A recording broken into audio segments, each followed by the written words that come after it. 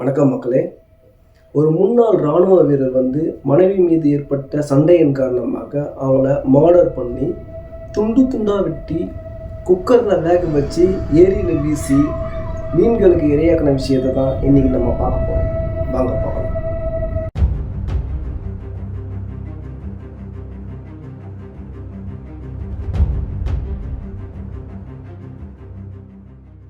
கிட்டத்தட்ட ஒரு 45 வயசு மதிக்கத்தக்க குருமூர்த்தி என்பவர் இதுக்கு முன்னாடி ஆர்மி மேனாக ஒர்க் பண்ணிட்டு இருந்தவர். இப்போ செக்யூரிட்டியாக ஒர்க் பண்ணிட்டு இருக்காரு.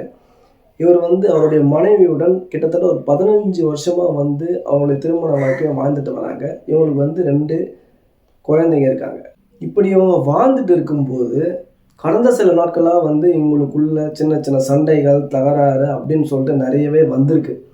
இது அக்கம் பக்கத்தில் இருக்கிறவங்க ப்ளஸ்ஸு மனைவியோட பெற்றோர்கள் இதை பார்த்துட்டு கணவன் மனைவிக்குள்ளே இந்த சண்டைகள் வரது சகஜம்தான், இதெல்லாம் பெருசாக எடுத்துக்கூடாது, இன்றைக்கி சண்டை போட்டால் நாளைக்கு ஒன்றாயிடுவாங்க அப்படின்னு சொல்லிட்டு கேஷுவலாக விட்டுருக்காங்க.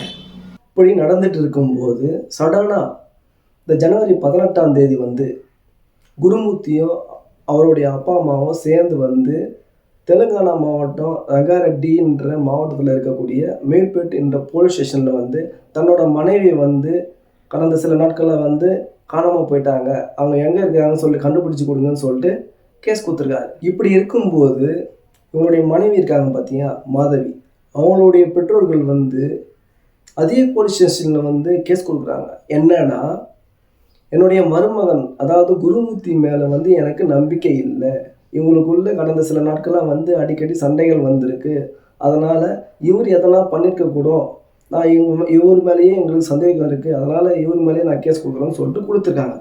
இப்போது மீர்பேட் காவல்துறையினர் மாதவியோட பெற்றோர்கள் கொடுத்த கம்ப்ளைண்ட்டின் பேரில் குருமூர்த்தியை சந்தேகத்தின் பேரில் கூட்டின்னு விசாரிக்கலாம் அப்படின்னு சொல்லிட்டு குருமூர்த்தியை கூட்டின்னு விசாரிக்கும் போது இவர் ஷாக்கிங்கான சில விஷயங்களை ஷேர் பண்ணுறார்.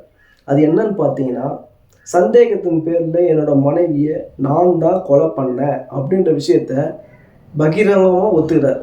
குருமூர்த்தி விசாரணையில் என்ன சொல்கிறாருன்னா, கடந்த சில நாட்களாக என்னுடைய மனைவியின் நடவடிக்கை சரியில்லை, அவங்க மேலே எனக்கு சந்தேகமாக இருக்குது, அதை பல முறை நான் அவங்ககிட்டே கேட்டு பார்த்துட்டேன், அவங்க ப்ராப்பரான பதில் எதுவுமே சொல்லலை, ஒரு கட்டத்துக்கு மேலே என்னால் இந்த விஷயத்தை தாங்கிக்க முடியல, அதனால் நானே அவங்கள கொலை பண்ணிட்டேன் அப்படின்னு சொல்கிறாரு. இந்த விஷயத்தை கேட்டு அதிர்ச்சிக்குள்ளான அந்த காவல்துறையினர் சரி ஓகேப்பா, நீ தான் இதை செஞ்ச, பட் அதை எப்படி செஞ்ச அப்படின்னு சொல்லிட்டு கேட்கும்போது குருமூர்த்தி சொன்ன அடுக்கடுக்கான சில விஷயங்கள் எல்லாரையுமே கொலை நடுங்க வச்சிருக்கு அப்படின்னு தான் சொல்லணும். அப்படி அவர் என்ன சொன்னார்னா, கடந்த சில நாட்களாகவே அவருடைய மனைவியின் செயல்கள் இவருக்கு பிடிக்கல, அதனால் இவங்கள முடிச்சு விட்டணும், அதாவது மர்டர் பண்ணிடணும்னு சொல்லிட்டு இவர் முடிவுக்கு வராரு. முடிவு பண்ணிட்ட அப்புறம் இந்த பொங்கலுக்கு முன்னாடி, அதாவது தெலுங்கானாவில் இந்த பொங்கலை சங்கராந்தின்னு சொல்லுவாங்க, இந்த சங்கராந்திக்கு முன்னாடியே இதை பிளான் பண்ணி இவங்களுடைய 2 குழந்தைகள் இருக்காங்க பார்த்தீங்களா, இவங்க 2 பேரையும் சொந்தக்காரங்க வீட்டுக்கு அமுச்சு வச்சிடறாரு. சொந்தக்காரங்க வீட்டுக்கு அமுச்சு வச்சதுக்கப்புறம் இந்த பிளானை எக்ஸிக்யூட் பண்ணியிருக்காரு. இவரோட மனைவி அதாவது மாதவியை மர்டர் பண்ண அப்புறம் இந்த பாடியை எப்படி டிஸ்போஸ் பண்ணுறதுன்னு சொல்லிட்டு ஒரு ப்ராப்பராகவே பிளான் பண்ணியிருக்காருன்னே சொல்லலாம். ஏன்னா அந்த போலீஸ்கிட்டேருந்து தப்பிக்கணுன்றதுக்காக இவர் என்ன பண்ணியிருக்காருன்னா, அவருடைய மனைவியோடைய உடலை அதாவது டெட் பாடியை துண்டு துண்டாக வெட்டி, எப்படி துண்டு துண்டாக வெட்டி இந்த பிரியாணி இந்த காய்கறியில் வேக வைக்கிறாங்களா பார்த்தீங்களா, அந்த குக்கருக்குள்ளே போட்டு கொஞ்சம் கொஞ்சமாக வேக வச்சு ஒரு மூட்டையில் சேர்த்து வச்சுருக்காரு. இதை ப்ராப்பராக பண்ணுறதுக்கு கிட்டத்தட்ட இவருக்கு 3 நாள் ஆயிருக்கு. இந்த எலும்புகள்லாம் அவரால் ப்ராப்பராக குக்கரில் போட்டு வேக வைக்க முடியலன்றதுக்காக அவர் உரலில் போட்டு இடித்து தூளாக்கி அதை மறுபடியும் குக்கரில் போட்டு வேக வச்சு ஒரு மூட்டையாக கட்டி எடுத்துகிட்டு போயிட்டு ஏரியில் வீசியிருக்காரு. இவர் இப்படி பண்ணிட்டேன் அப்படின்ற ஒரு விஷயத்த சாதாரணமாக அவர் சொல்லிட்டார். ஆனால் இந்த விஷயத்த நம்ம கேட்கும்போது நமக்கே எவ்வளோ பெரிய ஷாக்கிங்காக இருக்குதுன்னு நம்மளுக்கு மட்டும்தான் தெரியும். ஆனால் இதை நேரில் விசாரிக்கும் போது கேட்ட அந்த மீர்பேட் காவல்துறையினர் மிகப்பெரிய அதிர்ச்சிக்குள்ளானாங்கன்றது தான் உண்மை.